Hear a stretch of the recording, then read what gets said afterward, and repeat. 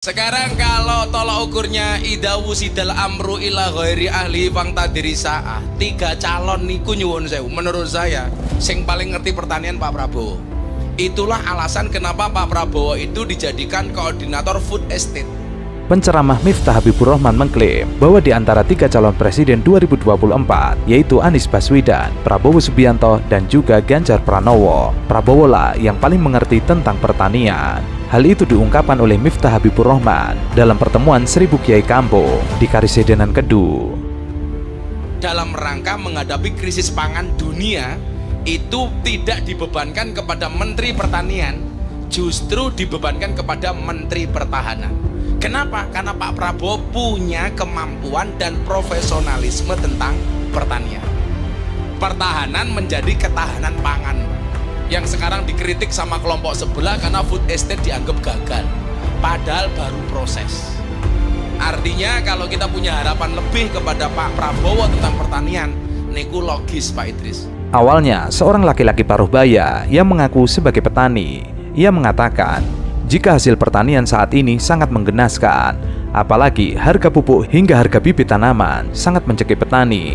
Bahwa produksi pertanian itu semakin mahal, baik itu pupuk, obat, dan lain sebagainya. Sementara penghasilannya selama ini masih belum stabil atau masih belum, intinya belum seimbang dengan hasil, dengan pengeluaran produksinya. Terlebih kepada masalah pupuk, ini adalah yang menjadi masalah yang sangat krusial pada petani. Yang selama ini saya juga petani, karena petani, untuk petani mungkin sama di seluruh Indonesia, tapi setahu saya hanya yang ada yang di Kalimbawang khususnya. Jadi petani itu kan sekarang kalau membeli pupuk itu harus pakai kartu, ya, pakai kartu tani. Pakai kartu tani, kalau tidak punya kartu tani maka tidak bisa membeli pupuk. Sementara niki semua orang pun damel kartu tani, tapi kartunya tidak diisi pupuk. Nah, setiap petani itu mau beli pupuk itu rapat, sehingga banyak sekali para petani yang gagal karena termasuk tidak bisa pupuk, tidak bisa beli saja tidak boleh itu. Ketika saya tanya dengan pengepul pupuk di situ, mengapa lo pupuk banyak sekali, kata sangat kados niku kak ora dijual. Ya wong saya ini adalah mengikuti aturan.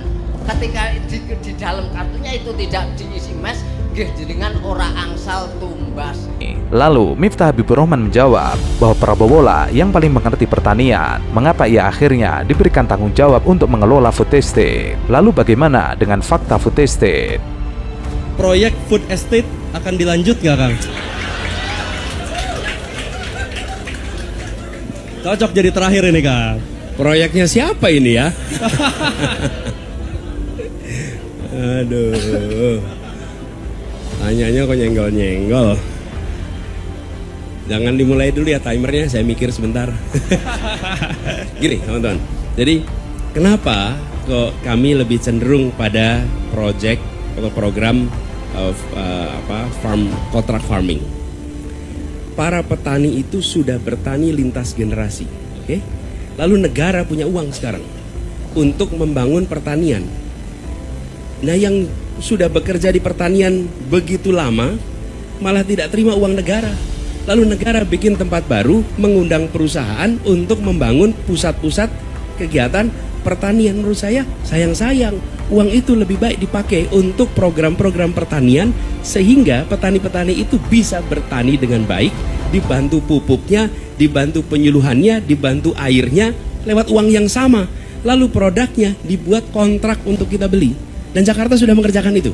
Jakarta sudah mengerjakan dengan berbagai wilayah di Indonesia kontrak farming. Kami kontrak beli 5 tahun. Petaninya tenang karena akan dibeli 5 tahun. Kami juga tenang karena ada pasokan beras 5 tahun. Dan apa yang terjadi? Petani bekerja dengan tenang, produksinya bagus, jumlahnya bagus, dan kita tidak menterlantarkan petani hanya karena kita ingin ada perusahaan yang bisa membangun food estate. Gitu kira-kira jawabnya.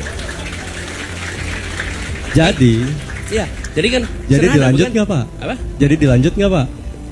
Yang mana tuh? Food estate-nya. Kita ingin kontrak farming. Iya, kan gini uangnya sama gitu loh. Sekarang saya pikir, ada uang nih, sekian T. Kenapa uang itu dikasihin ke perusahaan untuk bikin di tempat baru? Lah kita punya ratusan ribu hektar di seluruh Indonesia. Bayangkan kalau mereka kita beli produknya. Hidup mereka tenang, pertaniannya tumbuh, dan kita kekuatan Indonesia adalah justru pada petani tradisional. Itu jangan dimatikan. Itu yang harus dibangun. Alhamdulillah, saya secara pribadi dan mungkin mewakili hati dari para kelompok tani dan petani ya, kita menyampaikan apa yang selama ini menjadi keluhan petani selama ini. Mudah-mudahan nanti ke depan ketika Pak Anies Baswedan dilantik menjadi presiden, kita perlukan ada perubahan.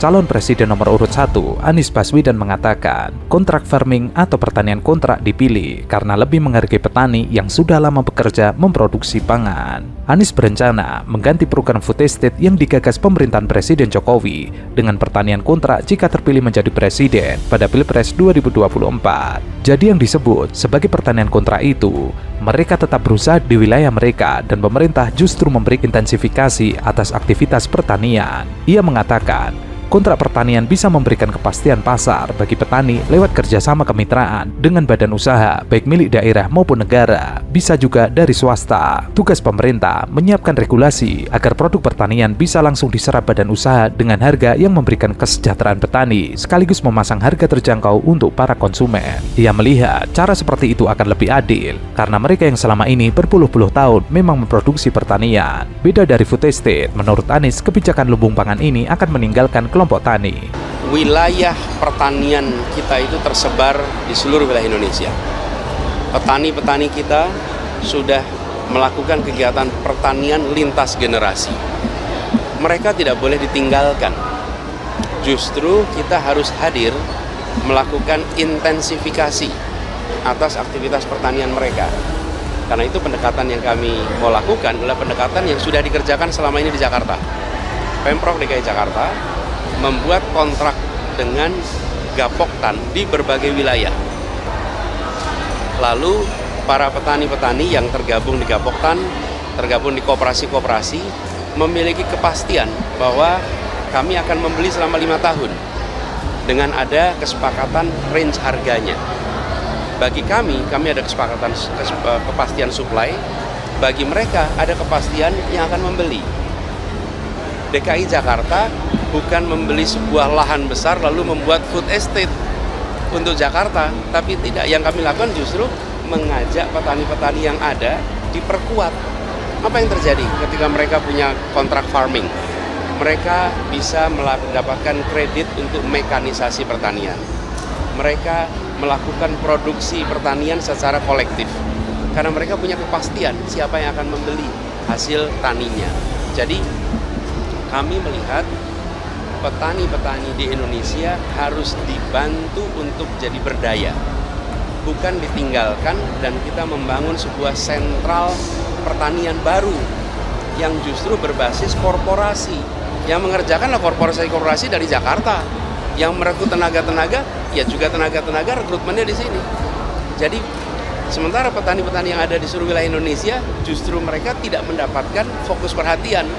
Jadi kami ingin petani-petani di seluruh wilayah Indonesia mendapatkan perhatian, koperasi-koperasi diperkuat, kontrak farming dikerjakan, sehingga mereka punya kepastian pembeli, dan pemerintah membantu untuk pertanian tradisional ini mengalami modernisasi, mengalami efisiensi. Food estate akan mengubah sentra produksi pangan yang berada di tengah-tengah kelompok tani ke tempat baru yang dikelola oleh korporasi. Kalau melakukan food estate, maka dana justru diberikan ke tempat baru, ke tempat yang diberikan ke korporasi. Padahal dana yang sama kalau diberikan untuk kontrak farming, maka yang menerima adalah rakyat yang selama ini bekerja senyatanya memproduksi. Jadi itulah kenapa Anies memilih melakukan kontrak farming, supaya anggaran negara bukan malah dibuat ke tempat yang baru, tapi justru memberikan kepada mereka yang selama ini sudah bekerja untuk profesi pertanian. Untuk diketahui, memang food estate era Jokowi gagal total. Menteri Pekerjaan Umum dan Perumahan Rakyat PUPR Basuki Hadi Mulyono, ia pernah mengatakan pembangunan food estate di Kalteng terpaksa dihentikan. Kalau alasannya tidak ada orang, dulu perencanaannya bagaimana?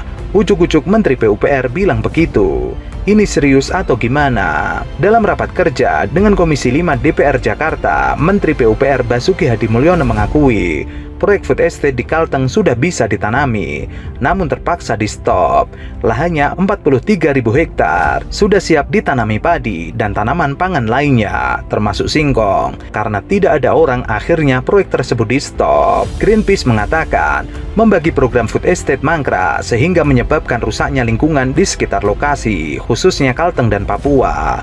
Kira-kira hutan alam yang luasnya 7.000-an hektar yang sudah dibabat habis untuk program food estate Kementerian Pertahanan ini. Siapa yang akan melakukan restorasi dan pemulihan? Sementara masyarakat di desa-desa yang berada di hilir sejak area tersebut dibuka mengalami kebanjiran yang berulang-ulang. Greenpeace juga merilis laporan studi kasus yang terjadi di dua wilayah tersebut pada 10 November 2022. Hasilnya bukan food estate, namun kerusakan hutan dan lahan gambut. Alat-alat berat menjadi rongsokan, menjadi tempat tumbuhnya belukar. Kira-kira berapa duit negara yang habis untuk program yang tidak berfaedah? Program food estate atau lumbung pangan dimaksudkan untuk mengatasi masalah, namun dijawab dengan masalah.